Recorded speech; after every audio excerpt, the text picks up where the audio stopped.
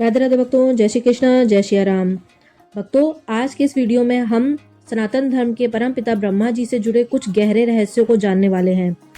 क्या आपने कभी सोचा है कि ब्रह्मा जी का अपनी पुत्री सरस्वती से संबंध, उनके अनेक विवाह या शिव जी द्वारा उनका पांचवा सिर काटे जाने के पीछे की कहानियां क्या है? और सबसे महत्वपूर्ण, क्यों नहीं होती है अन्य देवताओं की तरह उनकी पूजा? इन सभी सवालों का जवाब आज हम इस वीडियो में विस्तार से जानने वाले हैं, तो अंत तक हमारे साथ बने रहिएगा। सबसे पहले आइए हम समझते हैं ब्रह्मा जी और देवी सरस्वती के पौराणिक संबंध को। हमारे शास्त्रों के अनुसार ब्रह्मा, विष्णु और महेश, इन तीनों देव ब्रह्मांड के मुख्य आधार हैं। ब्रह्मा जी सृष्टि के रचयिता हैं, विष्णु जी पालन करता हैं और शिव जी संहारक हैं।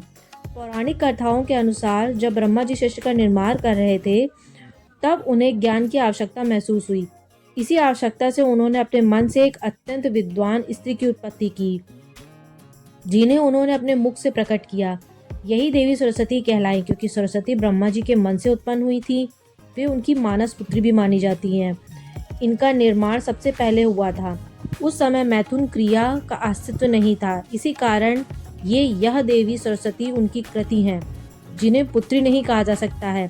एक अन्य मान्यता के अनुसार ब्रह्म वैवर्त पुराण में वर्णित है कि जिस सरस्वती ने ब्रह्मा जी से विवाह किया था, उनका निर्माण भगवान श्री विष्णु और आदिशक्ति ने अपनी दिव्य शक्तियों से किया था। यह देवी भारती के नाम से भी जानी जाती हैं, जो भगवान श्री हरि के मुख से उत्पन्न हुई थी। यही देवी लक्ष्मी का सत्व प्रधान रूप है और सरस्वती कहलाती हैं। देवी सरस्वती का वर्ण श्वेत है और वे वीणा तथा पुस्तक धारण करती हैं। ब्रह्मा की पत्नी सरस्वती मूल प्रकृति से उत्पन्न सतो गुण महाशक्ति हैं और मुख्य त्रिदेवी में से एक है। क्या आप जानते हैं कि भगवान ब्रह्मा जी की कितनी पत्नियां थीं? पौराणिक कथाओं के अनुसार ब्रह्मा जी की 5 पत्नी थीं: सावित्री, गायत्री, श्रद्धा, मेधा और सरस्वती। इनमें से सावित्री और सरस्वती का उल्लेख प्रमुखता मिलता है। सरस्वती से विवाह के बाद ब्रह्मा जी और देवी ने धरती पर अवतार लेकर अपना गृहस्थ जीवन व्यतीत किया। इसी दौरान उन्होंने स्वयंभू मनु और देवी शतरूपा को जन्म दिया, जिन्हें संसार के पहले स्त्री और पुरुष के रूप में जाना जाता है। अब हम उस घटना की बात करते हैं जब भगवान शिव ने ब्रह्मा जी का 5वां सिर काट दिया था। एक बार जब देवी सरस्वती ब्रह्मा जी के साथ सृष्टि निर्माण का कार्य कर रही थी, तब उनकी सुंदरता और यवन को देखकर ब्रह्मा जी कामुकता से भर गए और उन्हें पाने के लिए उनके पीछे पड़ गए।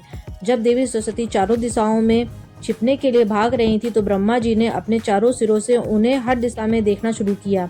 अपने ही पिता को कुदृष्टि से बचने के लिए देवी ने रूप बदलकर धरती के ऊपर जाने का प्रयास किया। इस पर ब्रह्मा जी ने अपना एक और सिर ऊपर की दिशा में निकाल लिया।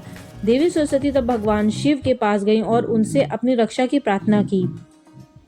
उसी समय भगवान शिव समस्त देवताओं के साथ उन्हें लेकर धरती लोक पर अवतरित हुए और उन्होंने ब्रह्मा जी को समझाया कि आप अपनी ही पुत्री के साथ विवाह नहीं कर सकते हैं, यह धर्म के विरुद्ध है। पुत्रों और देवताओं के इस तरह से समझाने के बाद भी ब्रह्मा जी ने देवी सरस्वती को छोड़ दिया और अपने मन में इस काम भाव को दूर करने के लिए अपने उस मानव स्वरूपी शरीर का त्याग कर दिया, जिस कारण से वहां कोहरा छा गया, जिससे अंधकार का जन्म हुआ। भगवान शिव ने ब्रह्मा जी को उनकी पापी और धर्मी बुद्धि वाले सिर को नष्ट करने की सलाह दी, किंतु अहंकार के वश में वे उनकी बातों को अनसुना करते हुए वहां से अदृश्य हो गए।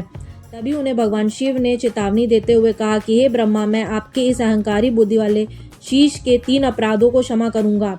आपने पहला दुस्साहस हमारा अनादर करते हुए किया है। ब्रह्मा जी का दूसरा अपराध तब हुआ जब उन्होंने अपने पुत्र प्रजापति दक्ष के यज्ञ का अनुष्ठान शिव शंकर और श्रीहरि के आगमन के बिना कर दिया था और साथ ही उन्हें तुच्छ प्रकार का संबोधन करते हुए अपमानित भी किया था। तीसरी बार जब ब्रह्मा जी ने अपनी श्रेष्ठता दर्शाते हुए स्वयं श्रीहरि के साथ इसी विषय पर विवाद किया, तब उसी समय भगवान शंकर वहां उपस्थित हुए और उन्होंने दोनों से यह कहा, आप दोनों में से जो भी इस दिव्य प्रकाश लिंग का अंतिम छोर ढूंढ लेगा, वही आप में से सर्वश्रेष्ठ होगा। उस समय उनकी बातों को सुनकर श्रीहरि नीचे की ओर चले गए और ब्रह्मा जी ऊपर की ओर। कई मीलों का सफर करने के बाद भी जब उन्होंने लिंग का अंत ना पता चल पाया, तब श्रीहरि विष्णु वापस आकर बोले, हे प्रभु, इस लिंग का कोई अंत नहीं है, मैं अपनी हार को स्वीकार करता हूँ। किंतु जब ब्रह्मा जी वापस आए, तब उन्होंने एक केतकी पुष्प को देखा और उसके साथ मिलकर अपनी हाँ में हाँ मिलाने को राजी किया। जब श्री हरि विष्णु और ब्रह्मा जी भगवान शिव के समक्ष उपस्थित हुए, तब ब्रह्मा जी ने कहा कि हे शिव जी, मैंने आपके लिंग का अंत ढूंढ लिया है। तथा उसके आखिरी छोर पर मुझे यह केतकी का पुष्प मिला है। अगर आपको मेरी बात पर विश्वास ना हो तो आप इस पुष्प से पूछ सकते हैं।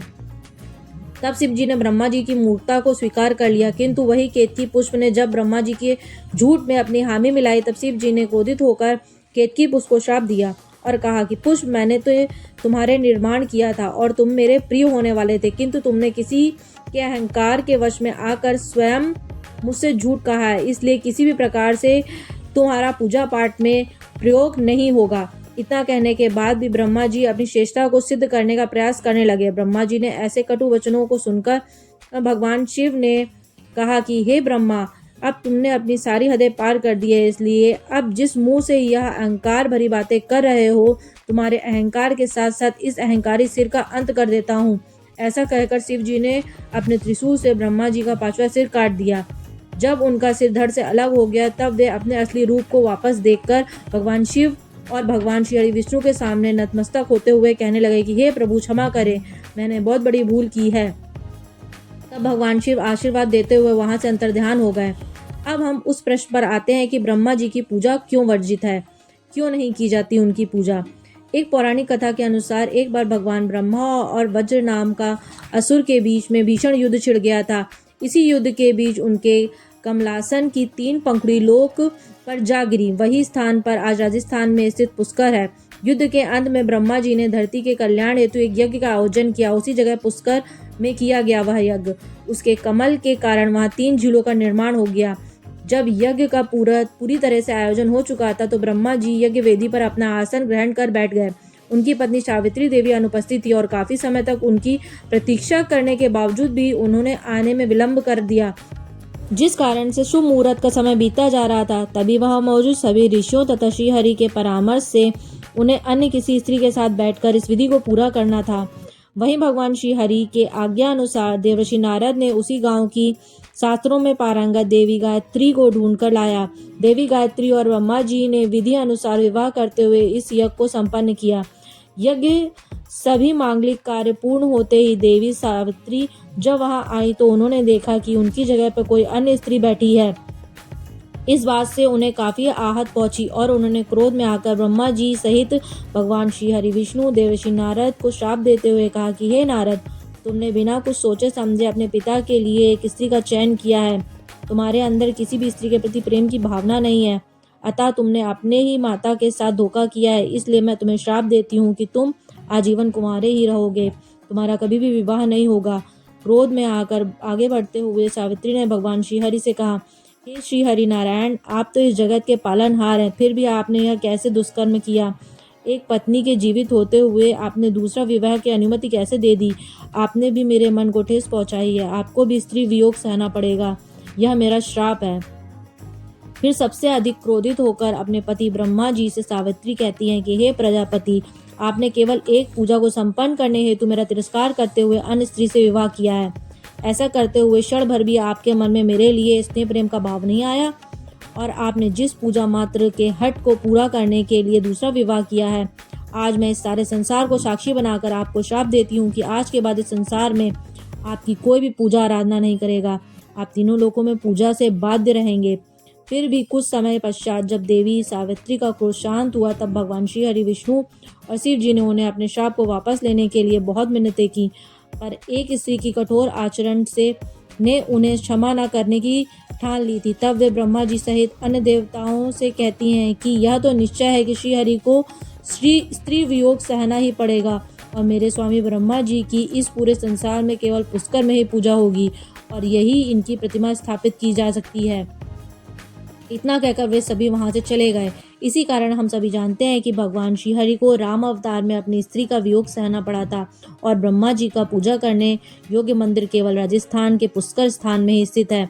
तो भक्तों, यह थी परमपिता ब्रह्मा जी से जुड़ी कुछ रहस्यमय और महत्वपूर्ण कथाएं।